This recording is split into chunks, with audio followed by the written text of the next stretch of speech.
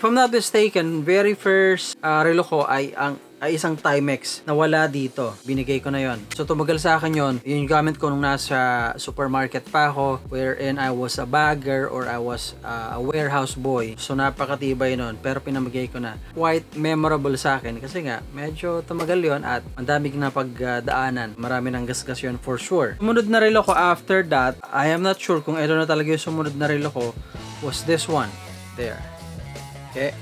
This is a Swatch. Okay. Until now, ginagamit ko pa rin siya. Hindi ko siya inaalagaan. Like, I don't care kung etong relo na to natatamaan ng kung ano-ano. Pagka nag-ride tayo, madalas to natatakpan ng gloves, which means nagagasgasan. So, the other day, binuff ko siya dito. Okay, yan.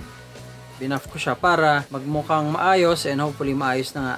But that is how it looks like, guys, at mga kaaro. Yan siya. Yeah, I had this. Hindi ko alam kung gano'n na katagal sa akin to, pero tumagal na.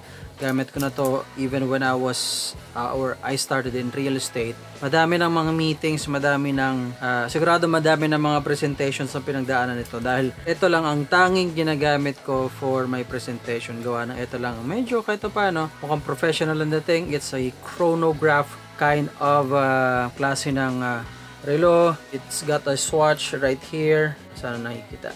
Okay, there. Recently ko lang na-appreciate ang mga relo. Kung gaano sila ka-importante, kung gaano sila hindi lang basta relo. That tells time, syempre. Sumunod na relo ko, this one. This is a G-Shock. Ang dami na rin pinagdaanan nito. Just like that one, kung saan-saan ko sinusuot to, natatakpan ng gloves natin pagka tayo nagmumotor. I like it. So, yung kulay niya itim pero meron siyang mga marks ng G-Shock just like that right here. Tapos sa loob, ayan, natatamaan. In fact, nagbakbak na yung kanyang strap. Pero napakatibay. Nakailang palit na ako ng baterya nito. I really love it. So, ito yung mga pangbaragan. Pagka gusto ko lang may dala-dala, saan pupunta. Kung syempre, mamumundok dati. Maraming beses ko nang nagamit to. Guys, napakaganda. So, this is my third, I believe. I'm not sure kung etong relo na to binigay pala sa akin. It was a gift. This is Nixon. Yan. Okay. So, maraming beses ko na rin tong ginagamit. Actually, yan. Pareho ng dalawa. Madalas ko rin ginagamit to kung saan-saan lang. Kaya napakadaming gasgas na. Although, hindi siya visible. It's matte, bracelet, matte even yung kanyang, yung kanyang head. Nakailang palit na rin to. Ito naman, super simple lang. Hindi ko siya iniingatan, kasi ito yung mga panahon na hindi ko na-appreciate ang relo. So, pagka sinuot mo, ganyan siya. Maraming beses nyo siguro nakita to sa vlog natin. So, ayan. Kita nyo na to sa mga vlog natin pagka nagmumotor. I've worn this a couple of times, 100 times maybe, basta. Favorite ko rin to dahil, lalo pag nagmumotor tayo, syempre, wala kang pakialam, itim ang suot mo. Okay? Lima ko. This definitely was a gift sa akin. It's a TW steel. Magaganda rin ito.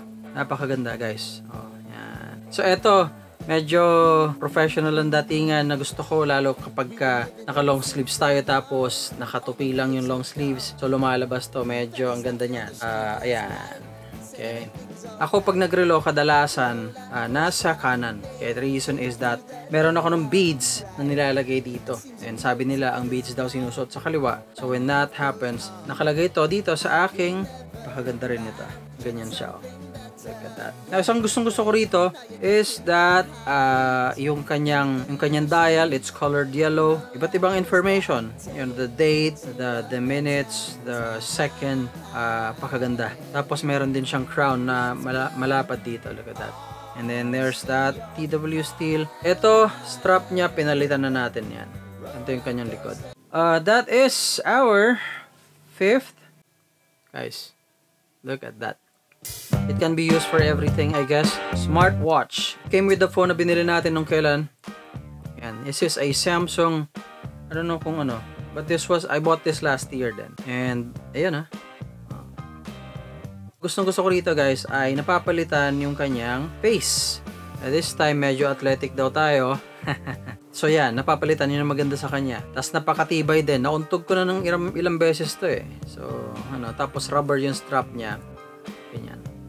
Very nice ito kasi binabasa nyo yung mga BP. Smartwatch BP, heart rate, temperature, at iba't iba. Hindi ko masyadong nai-utilize kasi hindi ko naman talaga masyadong kinakapa. And at this point, hindi ko naman pa inaobserbahan yung health natin masyado. Kaya pa. You know what I mean? So this is 6. Still have 3 more. Ito namang susunod. This is a Tissot. Kalimutan kong sabihin yung mga pangalan. Okay. But anyway, hindi ko kasi, yung mga nauna kasi hindi ko talaga inaalam yung pangalan kasi basta nabili lang natin. Alam lang natin yung brand, that's it. Now, this one is a Tissot PRX 40. Recently, pagka nagpe-present tayo, ito yung mga ginagamit natin madalas. Meetings, office, sa trabaho ko bilang real estate brokers, syempre, nakikisalamuho tayo sa mga client or sa mga ka-brokers natin and you need something na, medyo professional ang dating. So, this is, ito naman madalas kong ginagamit to. I like it. So, comfortable. Tapos, makintab siya kahit saan mong tignan, diba? This is quartz. So, okay. Yung susunod natin ipapakita ay automatic yun. Yun siya. Pero napakaganda, guys. Napakaganda nito. Glass niya is, that is a sapphire glass. Kaya, matibay. Now, etong isang susunod natin, dun sa mga Seiko boy dyan, mga fan ng Seiko, eto. What I have here is a Seiko 5 Sport Watch. Ang kulay nito, this is emerald green. Ang ganda. Ang ganda. Ito rin. Syempre, sa trabaho natin, ito rin mga ginagamit ko. Actually, yung 3 o 4, madalas ko nang pinagpapalitan. Ito si Tissot PRX 40. Ito, yan. Although napakadalang ko pang gamitin to. Automatic. Yung glass naman niya, pareho lang nung isa pa. This is better. Sapphire kasi to. This is mineral glass or they call it Hardlex. So this is by Seiko. Doon sa mga nagko-collect ng Seiko, let me know through the comment section below anong meron kayo or ano ang i-recommend nyo na dapat bilhin ko na Seiko. May sabihin ko kung ano yung iniisip ko na bilhin na susunod na Seiko. I'm loving Seiko. Di pa natin kayang bumili ng Rolex and I don't know even if kaya kung bibili ako. Masyado siya mahal para sa akin.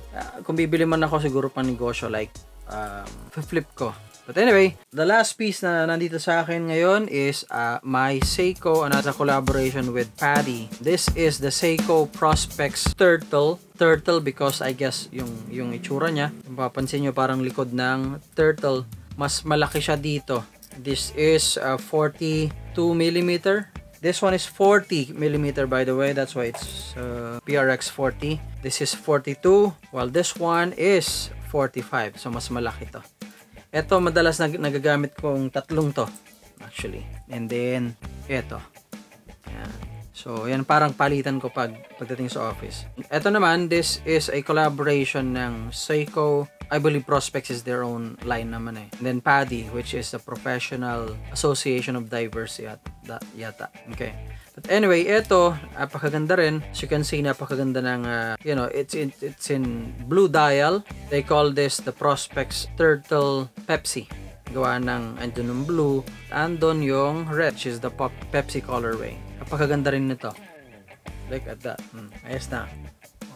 Alam niyo, napakaganda nitong emerald green na to. In fact, kung minsan mas gusto ko siya isuot. I mean, napakaganda nito of course. I love the emerald green. Swerte raw yan eh. The next na pinaplano kong bilhin will be yung Sumo. So, we'll see. But I'm thinking of this coming days, iniisip ko kasi na mag-upgrade and every now and then nagpapalit-palit tayo. So I'm thinking of selling. Malay nyo, baka may magustuhan kayo. Let me know through the comment section below. Siyempre gusto ko ma-experience yung mga ibang relo kaya I'm thinking of selling and then buying another one. So abangan nyo yan. Anyway, sa mga enthusiast ng Seiko especially at ng Tissot or even Citizen, let me know through the comment section below kung ano ang i-recommend nyo. For now, these are what I have in my watch collection. Anyway, ito yung mga pinagpapalitan natin. Okay? That's it.